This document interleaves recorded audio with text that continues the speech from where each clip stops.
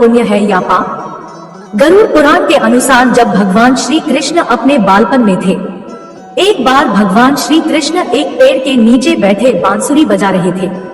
उसी तरफ एक हिरन दौड़ता चला आया और उनके पीछे जाकर छुप गया। वो हिरन बहुत ही घबराया हुआ था। भगवान श्री कृष्ण ने उसके सिर पर हाथ फेरते हुए कहा, क्या हुआ, तुम क्यों छुप रहे हो?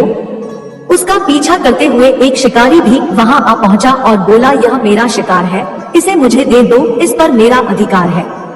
तब भगवान श्री कृष्ण बोले, हर जीवित जीव पर उसका खुद का अधिकार होता है, न कि किसी और का।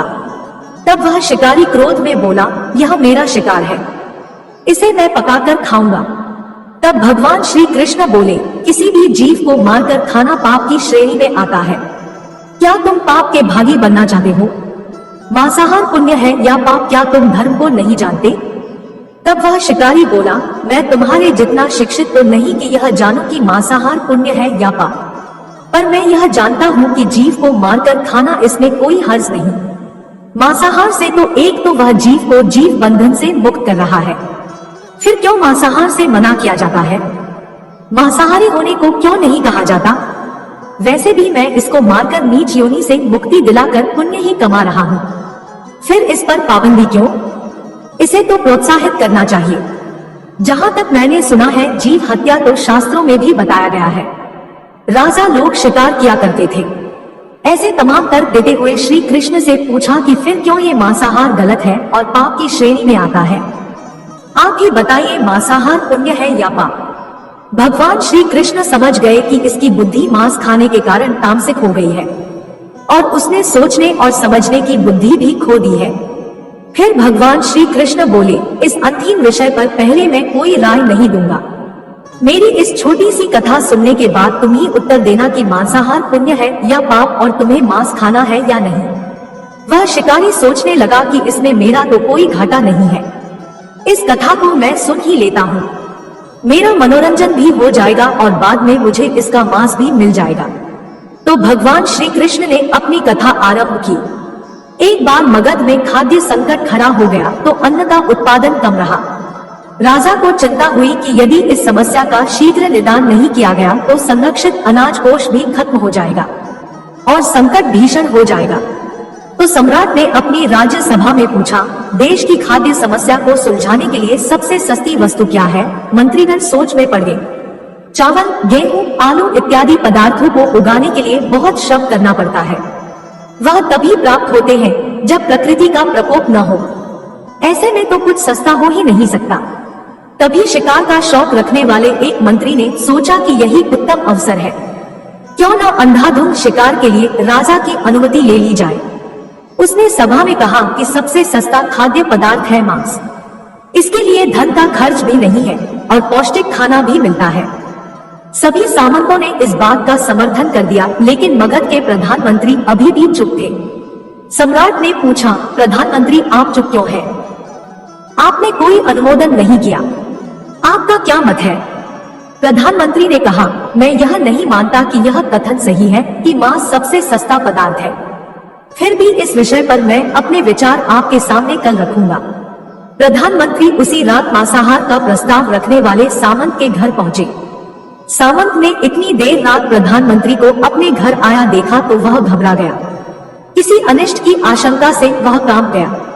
प्रधानमंत्री ने कहा, संध्या को महाराज बीमार हो गए, उनकी हालत बहुत ही खराब है। राजवैद्य ने कहा है कि किसी शक्तिशाली देव का 2 तोला मांस मिल जाए तो राजा के प्राण बचाए जा सकते हैं। आप महाराज के सबसे विश्वास पात्र हैं, इसीलिए आपसे योग्य कौन होगा? इसके लिए आप जो भी मूल्य लेना चाहे ले सकते हैं। आप कहें तो इस काम के लिए मैं आपको 1 लाख स्वर्ण मुद्राएं भी दे सकता हूँ। एक बड़ी जागीर भी आप मांग सकते हैं। बस आप अपनी इच्छा कहें, मैं कटार से आपके हृदय को चीर कर बस 2 तोला मांस निकाल लूंगा। यह सुनकर सामंत के चेहरे का रंग फीका पड़ गया। वह सोचने लगा, जब जीवन ही नहीं रहेगा तो लाख स्वर्ण मुद्राओं से मैं क्या करूंगा और बड़ी जागीर भी किस काम आएगी। वह झटपट अंदर भागा और अपनी तिजोरी से 1 लाख स्वर्ण मुद्राएं लेकर आया। मुद्राएं देकर उसने प्रधानमंत्री के पैर पकड़ लिए। और गिड़गिड़ाते हुए बोला, श्रीमंत, मैं आपकी 1,00,000 मुद्राओं में अपनी 1,00,000 मुद्रा और मिलाता हूँ। इस पैसे से आप किसी और सामंत के हृदय का मांस खरीद ले, किंतु मुझे जाने दे, यह बात किसी और को पता न चले। मैं आपसे आग्रह करता हूँ। प्रधानमंत्री जी यह सब समझ चुके थे। वह उसे थोड़ी और मानसिक पीड़ा देना चाहते थे। प्रधानमंत्री ने आगे कहा, सामंत, आप शरीर से बलिष्ठ हैं। आपकी कद काठी महाराज से मिलती जुलती है, इसीलिए राजवैद्य ने खास तौर पर आप ही का नाम लिया है। आपके दान से हमारे अच्छे राजा की जिंदगी बच सकती है। आप कहें तो मैं आपको प्रधानमंत्री का पद देने को तैयार हूँ और खुद आपका कर्मचारी बनकर रहूंगा, पर प्रजा से हमारे राजा न छीने। सामंत तो फंसता हुआ दिख रहा था। उसने शरीर पर अंग वस्त्र रखकर अपने जूते भी पहन लिए।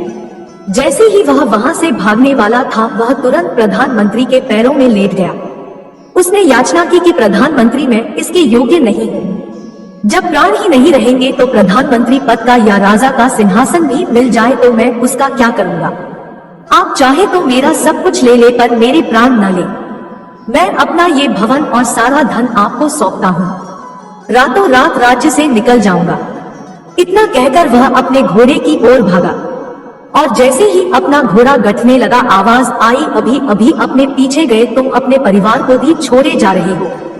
सामंत बोला, मेरे प्राण से प्रिय कुछ भी नहीं है। जब जीवन ही न रहेगा तो कुटुंब का क्या करूंगा? जीवन रहा तो ऐसे ही सुखी रह लूंगा। इतना कहकर घोड़े पर छलांग लगाकर बैठ भी गया। वह अभी चलने को ही था कि प्रधानमंत्री ने घोड़े की साख पकड़ ली। वह सामंत से बोला, भागने की जरूरत नहीं है, आप आराम से घर पर ही रहो, मैं किसी और का प्रयास करता हूँ। यह कहकर प्रधानमंत्री वहां से चले गए। प्रधानमंत्री के वहां से जाने पर सामंत के अंदर कुछ जान तो आई, परंतु बेचैनी बनी रही। उसकी नींद खराब हो चुकी थी।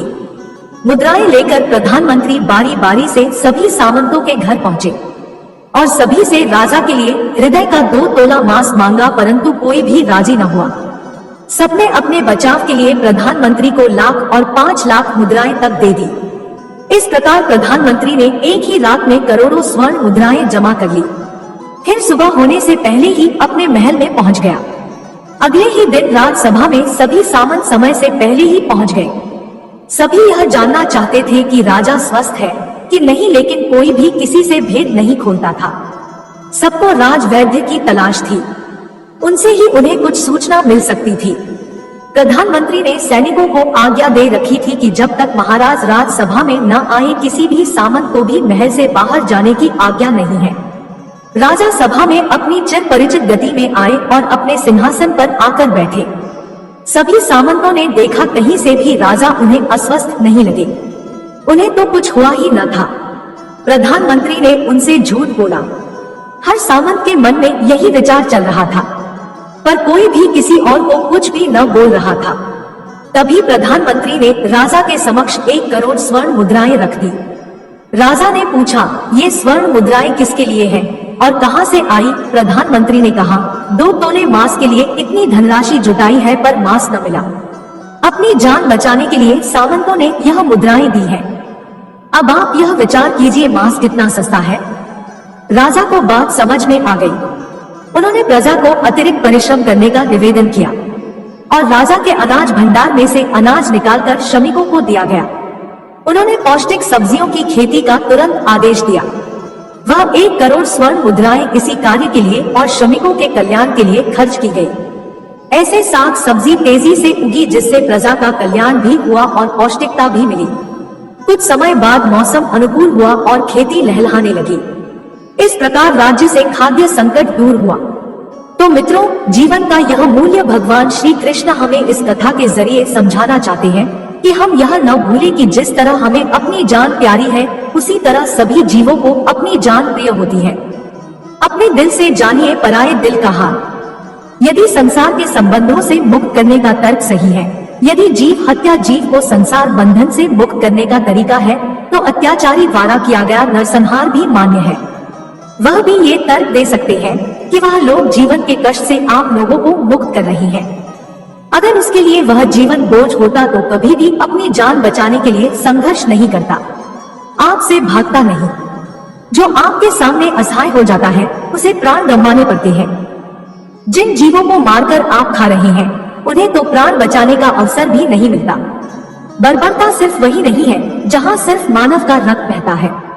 बर्बरता उसे भी कही जाती है जहाँ स्वार्थ के लिए किसी जीव की हत्या कर दी जाए। हम अंत समय में जिंदगी भर के पापों के लिए जिंदगी भर सुकर्म करने की कोशिश करते हैं, परंतु हम यह भूल जाते हैं कि जब वह जीव हमारे लिए काटा गया और हमारे लिए तड़पा, उसका श्राप हमें इस जीवन में ही नहीं बल्कि अगले जीवन तक नहीं छोड़ता। परमात्मा से यह ज्ञान पाकर शिकारी परिपूर्ण हो गया और उसे ज्ञान की प्राप्ति हो गई और वह जान गया कि महानता जीवन लेने में नहीं बल्कि जीवन देने में है।